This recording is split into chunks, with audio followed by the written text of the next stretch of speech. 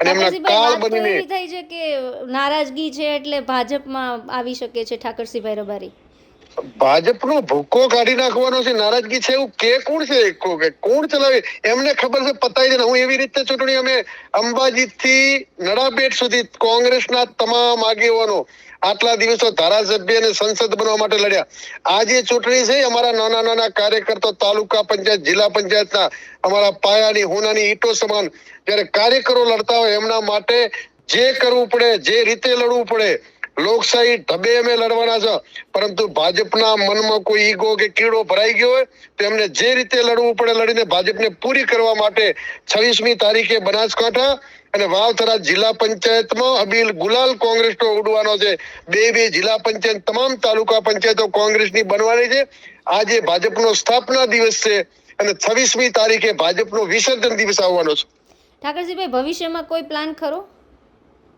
ખેડૂતો, વંચિતો, ગરીબો, આલેચર, ગીર, બરડાના માલધારીઓને થતા અન્યાય માટે, તમામ માટે લડાઈઓ લડવાની છે.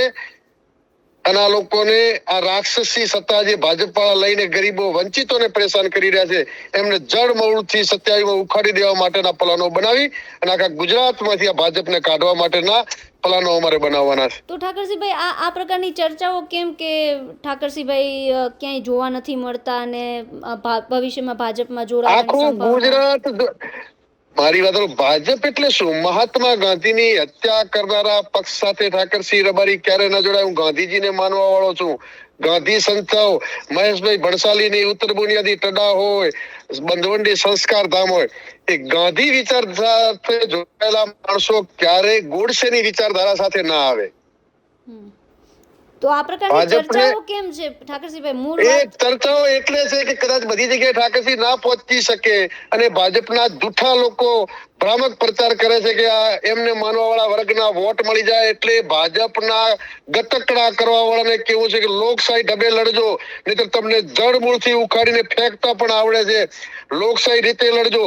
તંત્રના ઈશારે કે કોઈ દબંગાઈ કરવા માંગતા હો તો એ કોંગ્રેસનો એક કાર્યકર્તા તમારી સામે ભગતસિંહ બનીને તમને મિટાવતા પણ આવડે છે. ભવિષ્યમાં કોઈ પ્લાન ખરો એવો?